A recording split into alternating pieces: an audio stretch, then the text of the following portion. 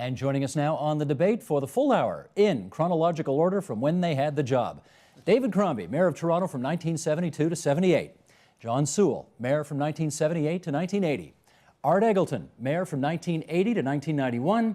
And Barbara Hall, Mayor from 1994 to 1997. It's great to have all four of you around this table here. Thanks so much for being here. Mel Lastman would have been here as well, I think, but he was out of town. So you four are it.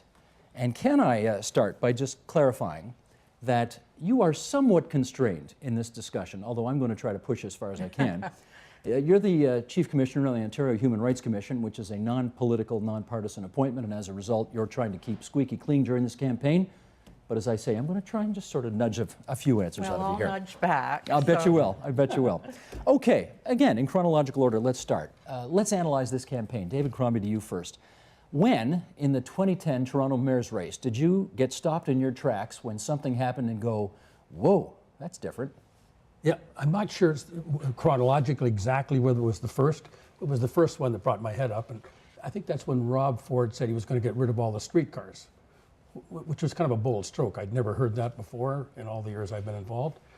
There may have been more to the story, but that's the way the story was put out. And I thought, that's different.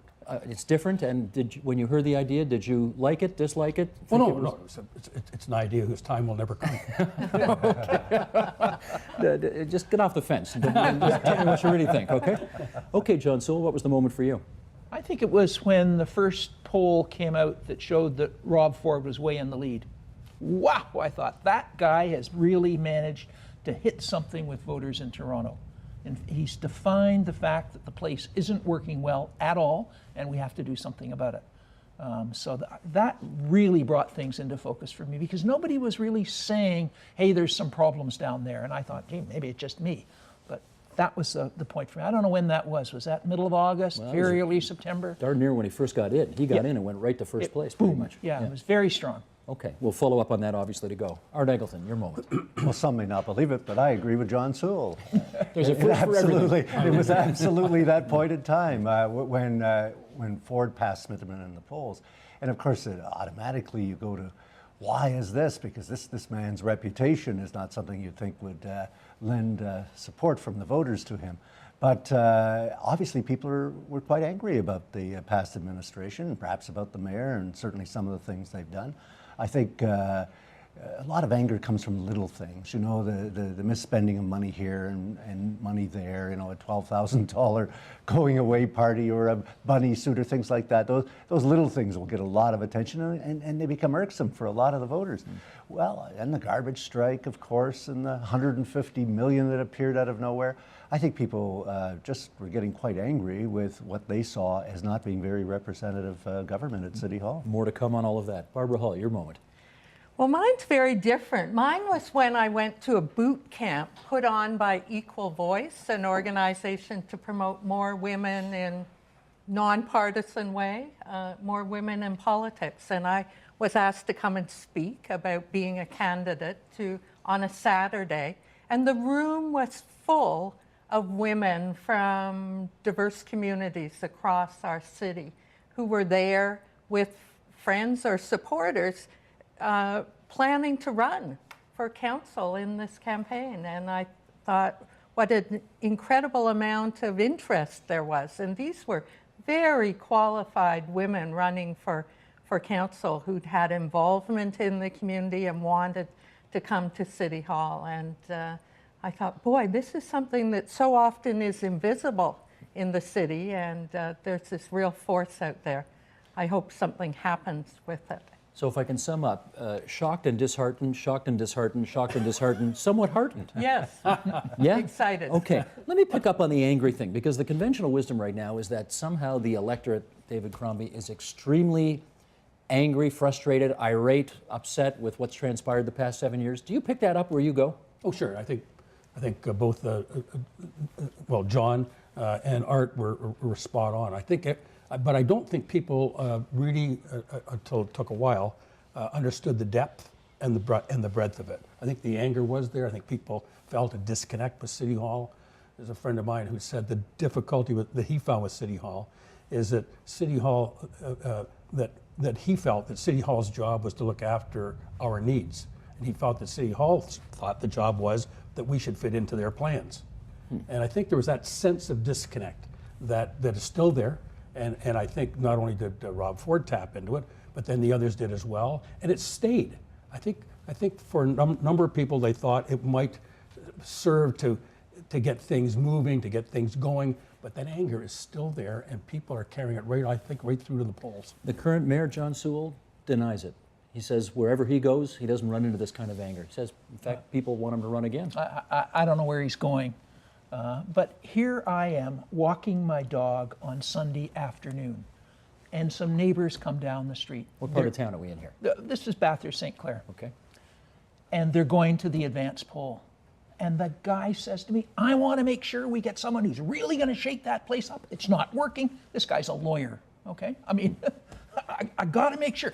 And we discussed who might shake it up. He was really angry. About what?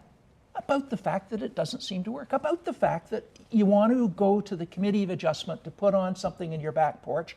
It takes you 3 months to get on the agenda, and you have to pay $400. Excuse me. So simple customer service. It just all that little stuff. And Ford's brilliance, in my opinion, was that he had all the examples. Well, the other guys didn't have the examples because, of course, they'd never been in City Hall. Smitherman hadn't been in City Hall. Rocket Rossi hadn't been in Sarah Tom. They hadn't been there. But Ford had them, and people kept saying, right, yes, and that. So it's a visceral anger, very, very deep. You picked that up well, too.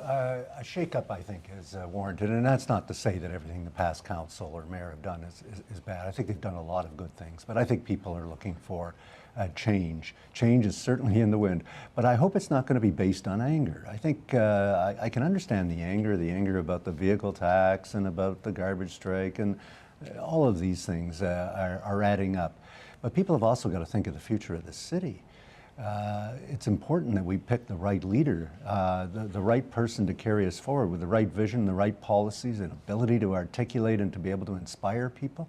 Somebody that's got to be able to work with City Council. Now, Mr. Ford hasn't had that reputation of working with City Council. Although he might. Depends on how many votes he gets next Well, time. it's quite possible. But thirdly, this person who's going to be mayor is going to be our face and our voice to the world. And I think we've got to pick the right person. We need to attract people, investment, and tourism into our city. We've got to be careful about who we elect. You famously said, David Crombie, that anger is not a great governing principle, but it sure gets people out to the polls, if John Sewell's right. No, it gets them to the polls, and I think also it provides a good seedbed for focusing on issues that people pay attention. They will pay attention. I think Art's right, though. I mean, anger is a bad thing to build. It's not a good motion to build a city on. But on the other hand, I would not discount it because it has a value. It focuses people's attention, and it says politics is not only about issues and policies, it's about moods. It's about feelings. And your feeling about the city that I think is really being rediscovered. Let me follow up with Barbara on that, because some might say that anger is what the elites call people coming to the polls to vote for somebody that they don't like. You want to comment on that?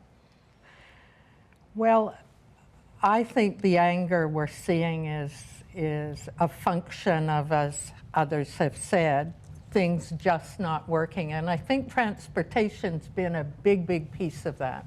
Whether it's sitting in gridlock or whether it's seeing what's happened on Roncesvalles, on St. Clair, where shopkeepers have virtually lost their businesses, have really struggled because of what looked like total inefficiency or inability to manage construction. And I think people have felt that in one way or other.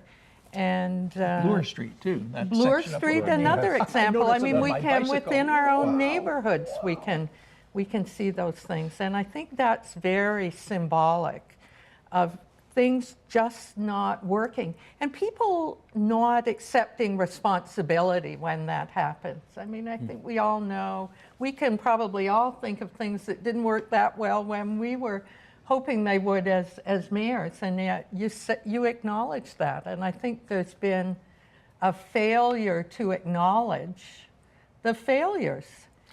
Can I just say one thing about the anger question? if you look back to 1972 when there was really big change, you, David, got elected mayor, big change on city council. Art and I were talking about this earlier, where a lot of new people got elected.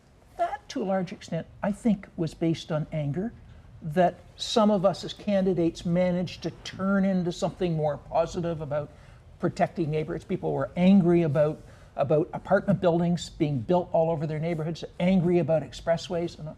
So it can be a constructive thing. it can be, and there's no question if politicians can turn it around into something that's positive.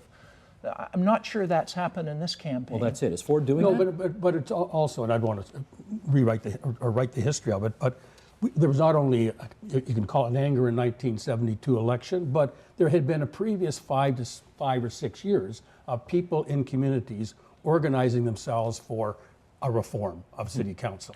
And so it wasn't simply a single emotion. There was experience in the field. People wanted things to happen. What they did see was that City Hall should be the place that they can go to get their grievances addressed. That's really what they saw. So it was, yes, it was anger, John, but I think it was a determination that they were going to actually change things in a positive way. But No, I agree with that. Go ahead, It Barbara. was anger as part of a bigger desire for change. So it wasn't anger, period. And that seems to be some of what we're getting. But I think what we need here is some balance. I hope people will not only elect somebody that is going to have respect for the taxpayer's dollar, because that's always a key issue. And that's where people have expressed most of their anger. But at the same time, we have to think of the city of the future, building this city. And so positive visions about the building of the city in the future has got to be in combination. It's got to be balanced. I'm not going to quarrel with any of that, but the difference between 72 and now, just to continue that for 1 minute, is that I think people have been trying for the last 3 or 4 years to be heard at City Hall, and they haven't. You know, and they have tried to organize, and they haven't. Ronsonsville's, to use your example, Barbara, where people said, wait a second, you got to stop this, here's a better way of doing it. St. Clair, here's a better way to do it. And the City Hall just said, no, we know what we're doing. Impersonal, Well, I mean, I believe that the megacity had a lot to do with it, but also I think the politicians, they just said, sorry, we know what we're doing here. And so that's a problem, and it's a difficult one for people to grapple with. Let me try this with David Crombie. There. I mean, the guy who's in first place in the polls, Rob Ford, by most polls that we've seen, if he is in first place, it's a little bit, but he comes out on top of most of them, has broken basically every rule you can in politics. I mean, he's got a background, you know, the uttering death threats to the wife and getting into fights with people at the Air Canada Centre, and he's got a drug bust in the background and DWI, and okay, I mean, we all know the list, and saying some, fairly impolitic things about Asians and gays, and anyway, he's broken every rule in the book. He's still in first place. Can you explain that? You have to go to someone that's more talented in the psychological field than I am. But public opinion, and that's what this is. Let me try. I think that if you think that that's my person there, right? That's the person that's going to move the things that I want moved. You're willing to take an awful lot of bad news and put it aside. Just let it go by. So if you represent my interests, if that's my hero over there, right. And in fact, the more the others attack him for being fat or any of those things, then the more he got strength. I think it was strategically bad in the short run for the others to take him on and that character stuff. But I have to say that the media folks, if I could say so, didn't come to this with really clean hands themselves. They portrayed Rob Ford in pretty ugly ways. I'm not saying some of it was deserved or whatever, but the fact of the matter is, just because they were slighting his character did not take people away from the reason they were supporting him. Every time they called him overweight or unsophisticated, his numbers seemed to get better. That's what I'm saying. Yeah. But I think some people were also saying he practices what he preaches, because he talks this way about cutting this and cutting that, and he's cut his own budget. So people find him believable. They may not agree with everything he does or has done in past, but they say he's doing what he says he wants to do, and most people don't think politicians do that. Right, Barbara? I think he comes across as very credible to people that, he has these flaws, we all have some flaws, and And the fact that they're out there means he hasn't tried to hide them. You know, this is a real guy. What you see is what you get. And a lot of people have said, I don't agree with him on almost anything else, but I agree with him on this one issue that I want sent, and that's around the money and the sense of entitlement. I want that to end. And this seems to be the guy who will do that one thing. I think people are being short-sighted when they're saying that's all to it. Because what about the day after the councillor expenses are canceled and there are all kinds of other needs or opportunities? Is he going to be able to deal with those? And I think people haven't gone there because they have this one primary thing that's driving them. But I remember when you were mayor, I mean, you got criticized for wearing blue jeans to council. I mean, that's a completely insignificant sin compared to some of the stuff he's been dealing with. Yeah. And your numbers took a hit on But- that, and his seemed to go up because of it. Well, but the thing about him, I think, is that he's seen as the outsider, and people don't trust the insiders, and they want an outsider. He's been there for 10 years. How do you be the outsider when you've been there By for 10 standing years? up in council and saying, don't do this and don't do that. That's how he's been the outsider. Now, he's been so much of an outsider that he didn't have any allies on city council at all. Yeah. And as we all know, if you're going to get anything done, you got to have some friends. And you know, and obviously this would prove a major problem for him if he got elected mayor, because who's he work with? Well, he'd have to change his spots. We spend a lot of time rating the candidates, obviously, and their platforms, but I wonder, do you spend much time rating the voters and whether they're paying attention and whether they're weighing the pros and cons and the kind of judgment they're bringing to bear when they make their decision next Monday? Do you think much about that? But I don't think a lot about it, because my basic assumption is that although the vote is lower municipally, municipal elections, the voter is by far more knowledgeable than at provincial or federal level, because everybody's an expert on their street, on their school, on their park, on the potholes. They're an expert on the kind of meat and potatoes of municipal government. They may not be the same when it comes to federal policies and what we should be doing in Afghanistan. But for sure, you're dealing with a very intelligent, knowledgeable electorate when you're dealing with the local voter. So I always assume that they are paying attention. And I know it should bother me a little more that we should get more people out. But I want more people who are paying attention, as simply more people. Well, I think that's true of people who are involved in local community activities, ratepayer, resident associations, but a lot of people out there aren't paying an awful lot of attention to what's happening and don't know who all the candidates are. And of course, without a political party system, they're all there as individuals, and it's hard to find out much about them. And so a lot of people don't turn out to vote. And even though they may be attracted in higher numbers to vote for mayor, how many of these people are going to vote for their councillor or their school trustee? This is the best mayor's race probably since yours, I mean, in 1972. And if people aren't paying attention now, what will it take to engage them? Sure feels to me like people are paying attention. They are, I'm eh? almost afraid to go out of the door, that everywhere. It is And true, I think isn't it? we've all had that experience on the streetcar, in the shower, at the gym, wherever. People want, throughout it, they've had a lot of questions. They've been struggling. I think, on the one hand, there's been, almost 100 or more than 100 110 debates? so-called 110 public debates. debates. But I want to But say, people get very little of substance from those. I think they get single lines, or where was the attack that night, but not and two the things on that. substance. One, I've had exactly one piece of election literature at the House from one of the councillors. I don't know how many councillors are running in my area. I think maybe 8 or 9. How about from the mayoralty None. candidates? None. Nothing? None. No, I haven't None. either. None from school trustees. And How can that be? Well, maybe they come and they say, "Oh, Sewell lives here, so let's move on." But I suspect not. I mean, at the other streets. And the other thing is that it's very difficult to know what it is that people stand for. I was writing something for one of the newspapers about what the different candidates stood for, and I made some assumptions. And my editor said, "He doesn't stand for that at all." "Oh, really?" I said.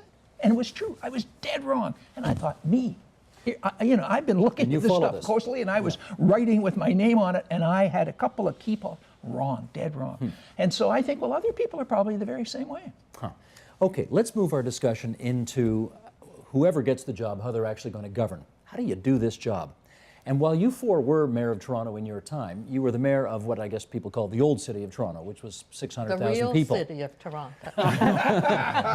You just lost the burbs, Barbara. Prejudice. 600,000 population in the day. Now, of course, the mayor is the mayor of the mega city, and we're talking 2.5 million people. So, David Crombie, to you first. What's the biggest difference between the job as you had it and the job as it exists today? In terms of the mayor's job, I think there's obviously differences in nuance and phasing of issues and so on, but I don't think it's a significantly different job. Bear in mind, I know everybody says it was the small 650,000 or 700,000, whatever the number was of the old city.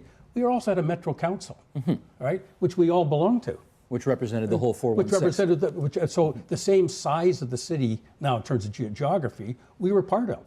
In fact, if they'd like to see how complicated it was, all they have to do is take the outer Scarborough, Etobicoke, and North York and give them a separate council. How would they like that in terms of the complication of forging public policy? So you contributed to that, but you weren't the mayor of that. no, but you had an important role to play in metro government.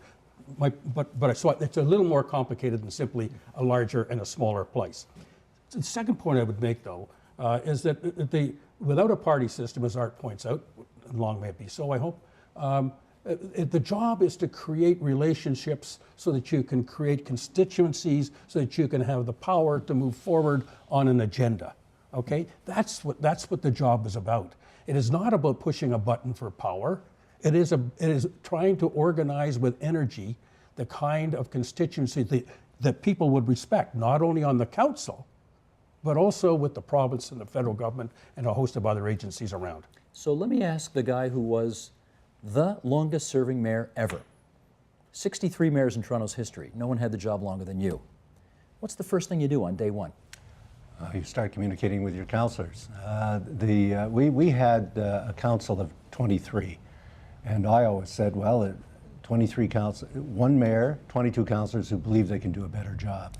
So the first thing you have to do is you have to build up relations with them, because you're going to have to get your program through. The speech you give on the inaugural day of the things you want to do, you've got to be able to organize the votes on the council. Can you still do it that way when there's 45 of you? Well, it's a little tougher, which means I think if we had party or David forgets that he and I were started in a party or team politics called CIVAC. But not the standard liberal conservative. Oh no! NDP. Well, I've never advocated the standard liberal conservative NDP okay. types. No, forget that. You're We don't talking want a slate them. type of thing. Oh yeah. Yeah. But like they do in Vancouver or they do in Montreal And New York. But I think because one of the things that I think we're failing to get in this council, we've got 44 councillors, one mayor. The only person that really has a citywide perspective automatically is the mayor.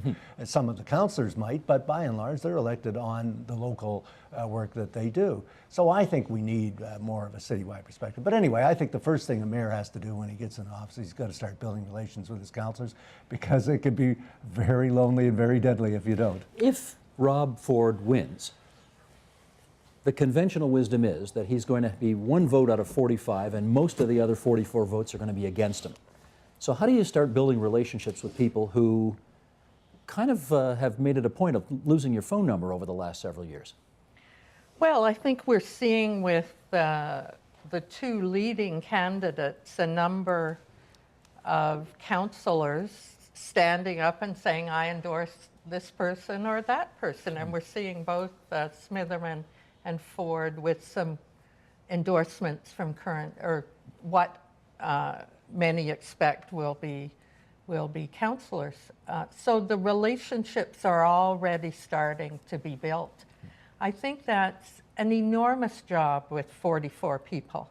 The first council meeting on December 1st, council's going to have before it the recommendations for the budget chief, the chairs of the community councils, So the good jobs, that's where it starts. The jobs, and to be able to agree on that and get a package to put before council, whoever the mayor is going to have to be in in that position. And I think whoever the mayor is will be looking for people who become a part of their staff to help them do that, whether they'll be able to do that or not. The first council in my term, somebody very opposed to me had more votes than I did. It was an 8-9 situation, and so, you know, I lost a couple of votes in the inaugural council. I was able to build a majority throughout most of the rest of council, but that was about the influence David's been talking about and the building relationships. So you have to do that at council, but also, as people have said, other levels of government. How do you do it, I John? mean, well, one of the differences I think now is that the mayor has an extraordinary amount of power in appointing the chairs of the committees, the executive committee, the senior staff, and I mean, it's just, in my opinion, shocking that one person should have these powers. But in just fact, one the mayor vote. has it. But just one vote. Doesn't matter. If you're mayor, you have lots of power because you're mayor. Yeah, people are looking for And- those and- appointments. and The more I then- hear and- about that, the nuts, I mean, it just drives me nuts when you say, mayor's only got one vote. Totally misses what John is going to explain to you is the job. Yeah, in fact, you're the spokesperson for the city. You can say things which are very important and set the mood and set the tenor in which things are going to happen. So obviously, being a person who can work with other people makes your job an awful lot easier. I mean, I think if you're after one difference between Ford and Smitherman, there it is. So it's really important. But I think not only do you have to think of these relationships in council, I think the other thing you have to say is, okay, what are the 3 or 4 things I'm going to try and get done in the first year or year and a half? Because that's all you can do. I mean, this notion that you've got this giant program of 5 pages, sorry, you get 3 or 4 initiatives and that's it. So how does that work then, David? Do you go to people on council and say, here are the 3 things I want, what do you want? You do pay attention to councillors and what agenda they ran on. Yeah, they're not any more interested in the long sheet than you are. You're interested in the 2 or 3 things that are important. You should understand that. You should also understand not only who's going to be with you, generally speaking, right? But you should also understand who's going to be not with you, generally speaking. And sometimes, and I say this and I mean this with great respect. And I said it before. My best support came from my chief opposition, which was John. Well, explain that. What does that mean? John, no, it's true. true. John Sewell, I used to say, was bricks for my wall because he was able to cut, no one could cut an issue better and more articulate than John Sewell. Did he vote with you? Sometimes not. And therefore, it was always important for me to know where John was. And he used to play the same way a little bit with me too, right?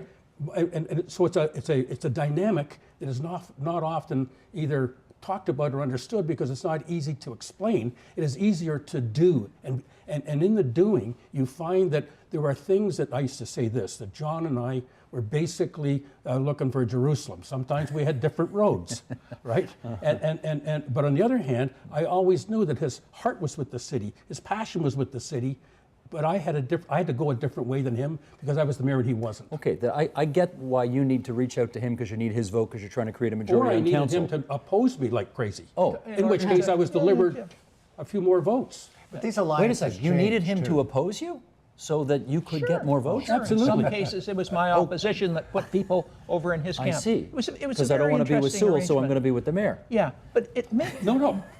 This was the dynamic. So I'm it's still not so naive about so much of this stuff. And that's why I say earlier, this idea that somehow an it's about interesting power, not team. influence. It is really important to understand that there's a dynamic that goes on. It's not just good guys and bad guys. You have to work But with. what's the calculus for you to be with him? I know why he wants your vote or doesn't want because your we're vote. doing things that we want to do. St. Lawrence is next to the building of St. Lawrence. Boy, did we have fights about the building of St. Lawrence. We both wanted it to happen, and I can remember. I'm explain bringing what down that is for 100 people people St. today. Lawrence to, neighborhood, the largest single housing development in Canadian history. Great success. It's because he and I both wanted to see it happen in different ways. But who won? We both won. We both won. The city and won. And the city won. And you see, I think the other thing is that, and the key to this is if you're going to be a good mayor, you got to be open to all sorts of people. And you have to be honest with them, and you have to be willing to sit down with them and understand them and say, wait a second now, you stand here and I stand here. Have we got any common ground on this that we can do? So it's a matter of being really clear and open and forceful. And I think one way of doing that is by bringing in lots of other people. I mean, I think if there's one shortcoming on the part of David Miller, it's that he excluded too many people. We're going And to if get to he- Miller's record in a Okay. second here, but my recollection was I was actually a City Hall reporter in the early 80s when you were the mayor. And what I was told, and you can tell me if this is true, was that when you talk about putting coalitions together and working majorities, was that before the vote or before the council meeting, you would bring up to your office, I don't know, 10 or 15 people that you knew you could count on for their votes and just make sure that everybody was singing from the same page of the hymn book. Is that right? Oh, yes. I mean, that would have happened rarely, but that would have happened on occasion because sometimes the support that you think you're going to get can come unstuck. And you know, these alliances change from issue to issue. There would be a group of people I would rely upon if I wanted to build a housing project. But on the other hand, if I wanted to keep some tight restraint on the budget, then that might be another group of people. 'Cause people But you mentioned have to it- make your alliances issue by issue. People mentioned it as a critical thing with regard to you because they were saying all the real business of the city takes place in Eggleton's office before the council meeting, and the council meeting is just for show. And you're smiling, which No, makes me think it's right. I don't think so. No? In fact, I got surprised a few times. Oh, you did? You thought you had a vote in your office and it didn't turn out that way. Having been a I could counselor, take another hour going through that. during Art's time as mayor, I mean, we worked together on social housing. And you were opposite sides of most we things. were, you know, we were in different places. I ran initially as a NDPer, and there were a lot of development issues at the time where we were opposed. But Art and I became friends, really working on housing issues, and so we might vote together on one issue, the next not. And I think that's another thing about a mayor, is that you have to be able to work with people with whom you disagree earlier in the day and later in the day. Let me pick up on that because, and we'll bring it to today, the hard, fast example. David Crombie, to you first. One of the reasons George Smitherman's people think he'll be a good mayor is because he was deputy premier to the guy who's got the job right now. And his plan depends on $100 million a year out of Queen's Park that the city is currently not getting. That's, that's an argument. But I've also heard where you stand depends on where you sit. And, George Smitherman is not the deputy premier anymore. He might be the mayor. So does Dalton McGuinty take his calls any more eagerly than he might have before? I don't think so. I mean, I don't know anything about their relationship, but generally speaking, not. Dalton McGuinty has a job to do. He has his own alliances, his own constituencies, his own relationships to think about and worry about. If there's it's Smitherman's job or Ford's job to say, here's what the city needs, here's the constituency I built on the council, and here's the constituency in Toronto that you ought to pay attention to when I'm asking for this. It's not about, the issue is not about Smitherman or Ford's relationship with the premier. What is really at stake is the constituency in Toronto speaking with as strong a voice as it can to the province. That's what it's about. Well, and Barbara, conversely, there's going to be an election in Ontario a year from now. It's possible. I mean, if you look at the polls today, the premier is 11 points, 12 points behind Tim Hudak. What if George Smitherman becomes mayor and he ends up having to deal with Premier Hudak, against whom he has fought for 10 years across the floor of the legislature? Does that hurt Toronto's chances more? Well, it may in terms of policy directions that one party or another takes, but I think the reality is that everyone takes the call from the Mayor of Toronto. For sure. In terms of direct election, this is a funny thing I always think. I'm the person in the history of Canada with the second highest vote. Mel Lastman got the highest vote in the history of Canada. I mean, prime ministers. You're talking about numbers of votes. Numbers of votes. Prime ministers run in a riding. Right. They win The the mayor ridings of with 25,000 votes. The mayor of Toronto runs in 22 Yeah, ridings. 22 ridings. He gets and 300,000 has votes. incredible Well, you have support, to pay and attention everybody to somebody that pays gets more votes than attention. any That's other right. politician in Not this only country. that, the job is not only for the mayor to speak to the premier or the prime minister or people, but also to the opposition parties. Because again, you're creating coalitions and constituencies. So visiting, the mayor should visit the leaders and the caucuses, if he can, of the other parties. I mean, it's creating those constituencies that is the job. And you should not limit it to a phone call to the premier. I think it's going to work. But John, if one thing we've all learned over the years is that politics is a very personal business. Oh, yeah. And if you've had if you're Mayor George Smitherman and you spent the past 10 years screaming at Tim Hudak across the floor of the legislature, and then suddenly Smitherman's the mayor, Hudak's the premier, you're going to tell me that none of that history matters? You find ways to talk. You do, you sure. do. And you find intermediaries and all the rest of it. But I think the problem is that, I don't think the premier or the Prime Minister of Canada are much interested in talking to the Mayor of Toronto. I mean, they don't care. I think the Prime Minister says Toronto, everybody hates Toronto. Who wants to talk to the Mayor of Toronto? I think that's been a big, big problem in Canada. And I think the same is probably true with the Premier, but maybe less so at the moment. I think it's the largest city. The premier pays but the attention. Premier before McGuinty wasn't much interested in Toronto at all, Mr. Harris. He didn't have 21 seats here. He seemed to have Well, that's why, had quite an right? impact. McGuinty's got 21 seats No here. question, he really went after the city. But so anyway, I would agree with David's point that you really want to create a constituency and you want to be nice to people. I mean, I don't think you can go around yelling at those leaders all the time. That's not going to help your. Mel Lastman did. And it didn't help him very Didn't? much. No. Got him reelected. Might have got. People thought he did a pretty I'm good not, job. In terms of helping Toronto, I don't think it helped very much at all.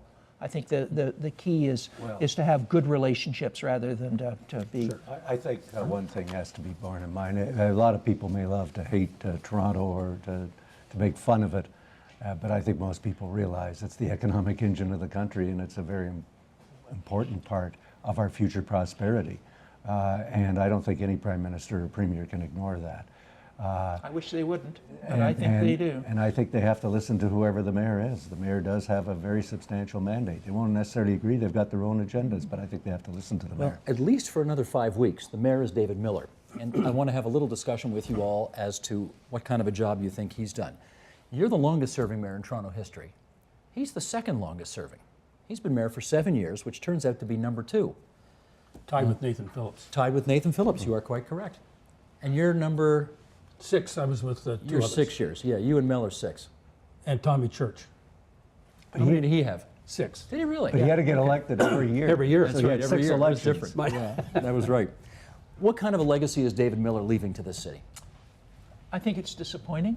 I think people expected more of him, but I think that in fact the bitterness around this election and the rise of Rob Ford as the big critic of City Hall makes it very clear that there are problems. And the fact that Joe Pantalone, who's his guy, is doing so badly in the election shows that people are very disappointed and discouraged. Third in And the polls right now. And I think the reason is that the administration got out of control.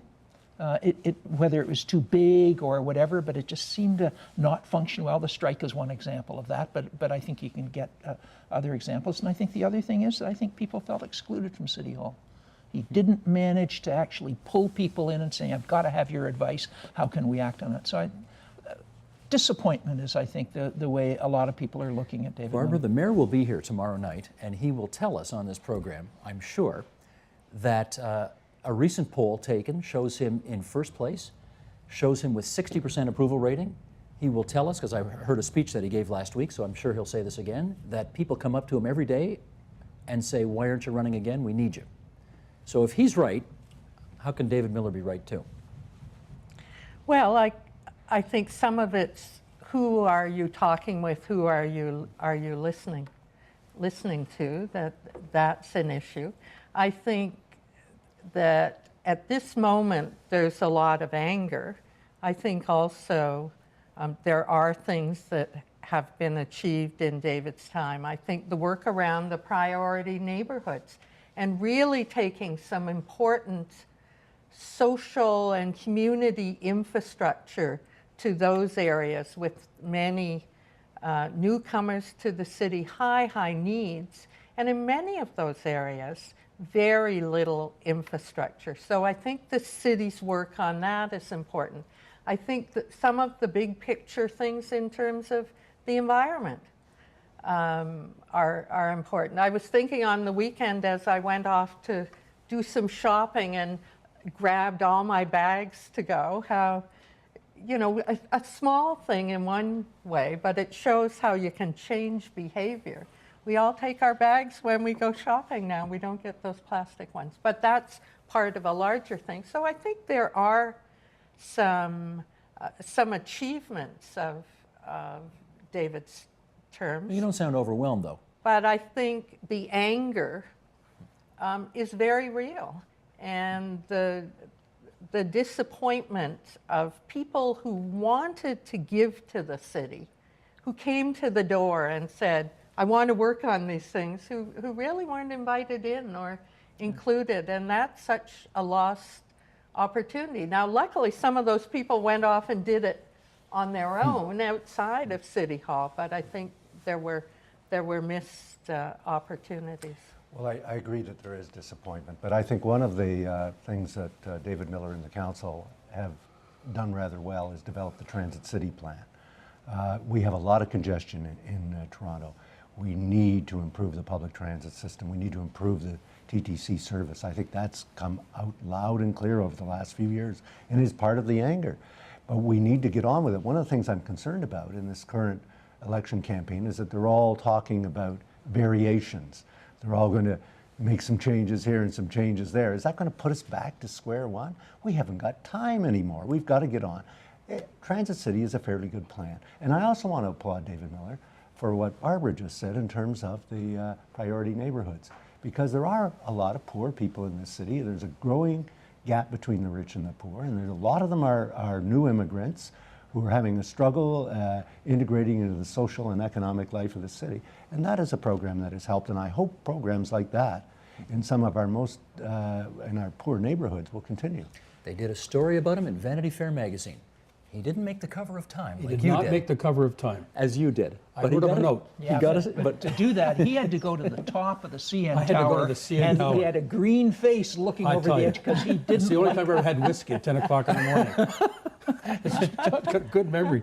How's he I'm been? totally afraid of heights, but they Yeah. said, can we take your picture? And I said, sure, for Time magazine. I said, it's the top of the CN Tower. And I said, no way. They said, the cover of Time.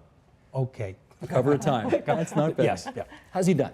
Well, it's been said. I mean, I think my three colleagues here have said it. First of all, I think it should be said, historians will have a different view. I was reading the other day about R.B. Bennett. I mean, I was raised for the last 60 years to think the guy was just, except for one good year, no good at all. Yeah. Now we discover he did all kinds of wonderful things. John Boyko's got a new book about him. John Boyko's It's a got a new great book. book. Yeah. It's a Great book. So you'll find, and there's Harry Truman was totally loathed. And then totally loved. So what you're saying is what Miller I'm will saying is be more be a little appreciated. careful. If you really want to draw a picture of David Miller's contribution, wait a couple of years. Secondly, it needs to be said, and Barb said it well, and others agreed, there were specific things he did in waste management and priority neighborhoods and so on. Thirdly, the thing that needs to be said right now is that John's right. The legacy right now electorally is Rob Ford. And he has to wear that.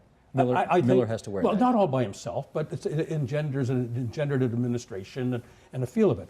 But I think that's just right now. There is an historical perspective. There are really good things you can pick and say that guy made a difference, no doubt about it. We call them Miller bags, by the way. So, Miller bags? Miller bags. The canvas bags The that we little take canvas shopping bag, in. will tuck, and I'm sure it always sticks under my arm. Can't go anywhere without it now. Which at any rate, so I think that's the perspective I would bring to it. Do you think that after 7 years of David Miller, the city is broken? Or broke for that matter? Because he sure says it isn't. Oh, I think it's broken. You think it's broken? I think there's some financial problems, and it'd be nice to figure out how to address them. But I think what I'd first address is the question of brokenness. How do we get things working so that people feel they're getting the services that they deserve? So they aren't in the position, I mean, it's the story you hear about someone saying, can we fix the light in this park? Well, I'm sorry, that I've got 3 levels of bureaucracy I have to go to do it. So maybe I can do it in 6 weeks, but I can't do it. It's that kind of thing. And so we've got to figure out how we're going to reorganize that. And I think we've got to make sure the council works better. I mean, this notion of these little fiefdoms, that these guys are in charge of, and you can't go in anybody. Oh, Would you cut council in half like Rob Ford suggests? oh no, no, You no. want 45 no. seats? You know, we used to have 106 before we had the mega city, and you Not know, all at once, though. Yeah. all at once, yeah. no, They but I were mean, just they they were were in divided smaller in- little no, but groups, that's important. Divided by smaller seven. little groups, and in fact, it worked. It was the most admired system of government in the world. So cutting it down isn't going to solve any problem.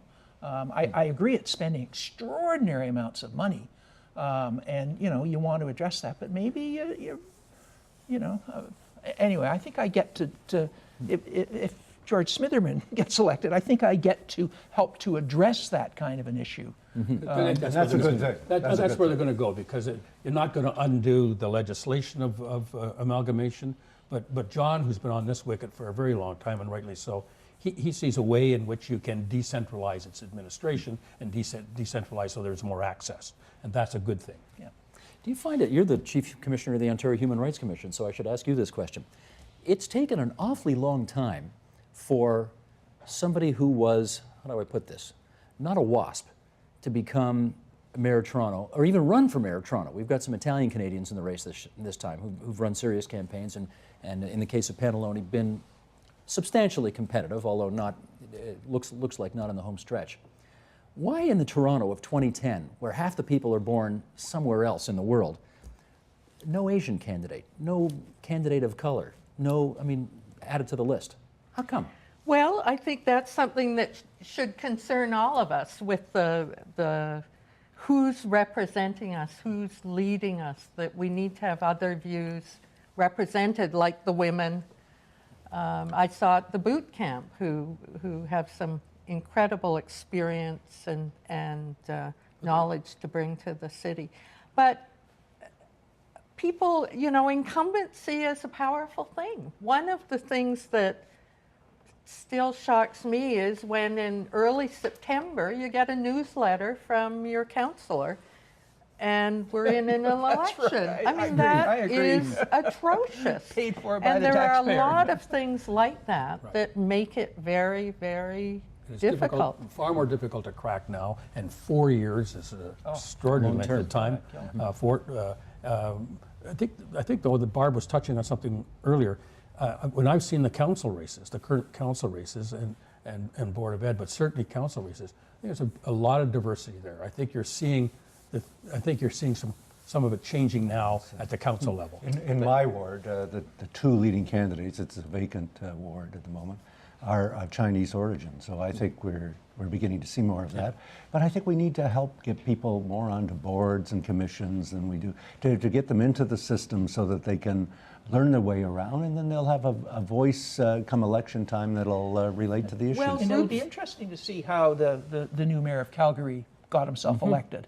A Muslim, a man of color in Calgary. In Calgary. Calgary, you think? I thought they all had rednecks out there, right? And Well, they're all here. so it'll be absolutely fascinating to look at that, because that might be a model for how people of other than white, Right. you know, Anglo-Saxons can actually And some get of there. that's a societal thing in terms of looking at opportunities for leadership. Organizations like the Mayoralty Foundation, who are doing a lot of work in Absolutely. diverse communities to identify people who are leaders in their own community and give them the skills and the experience to move into leadership in nonprofit groups, in business, in politics. Some of that training, it's really important to have people running who have the skills to succeed, instead of a lot of people running who may not be successful, Well, and it may talk turn about people backwards. the power of incumbency. I mean, Rocco Rossi made this part of his platform. It's, I think, been 104 years since the Mayor of Toronto has been somebody who was not already a sitting city councillor. It's always been a sitting councillor. Anyway, we got about 2 minutes and change here, and you know where I'm going to go here. I'm going to start with you because you've actually been public about this. Who are you going to vote for? Oh, I'm voting for George Smitherman. You're voting for Smitherman. Yes. And you only announced that a couple days ago, right? A few days ago you made that public? Yes, I did, and it was the first time in the 19 years I've been away from City Hall that I've actually endorsed somebody. Okay. John Sewell, how about you? I'm also supporting Smitherman. I mean, the main reason is that he says that if he gets elected, he's going to appoint me as the unpaid chair of a panel that's going to look into the structure of the city, which is something I think is really important to see happen. So, boy, hey, that's a chance. So he's my guy. Barbara Hall? I grew up in a family which wasn't particularly political, but if you asked my father who he was going to vote for, he would give you a lecture on the history of the secret ballot. Would you like that? You can give me 30 seconds of it if you want. No, I think, Ida, because you're the Chief Commissioner of the Ontario Human Rights Commission, you're not saying who you're going to vote for. But we should point out that George Smitherman ran your last campaign for mayor, right? So you two have a relationship. I babysit his son. That's the extent of your contribution to his campaign, eh? How neutral can you be? David Crombie, you haven't been mayor since 1978. Between then and now, have you ever endorsed anybody for mayor? No. Have you this time? No. You want to tell us who you're going to vote for? No. Can I infer that if you think anger is not a great governing principle by which to run a city, that you're not going to vote for Rob Ford? You're not going to infer anything from it. I'm with Barb's dad. It's a secret ballot, It's a eh? secret ballot. It's a secret ballot. Yeah, and that's where it's going to stay with me. We can all respect that around this table. Can I thank the four former mayors for coming in today and having a great discussion about what's been, I think, a fascinating election campaign. Starting on the right-hand side of the table, geographically, not politically, of course, Barbara Hall, who was the mayor from 94 to 97, John Sewell, the mayor from 78 to 80. On the other side of the table, Art Eggleton, the longest-serving mayor in Toronto history from 80 to 91, David Crombie, the tiny perfect mayor, yes, that's what they call him, from 72 to 78. Thanks so much, everybody. Thank you. Pleasure. Thank you.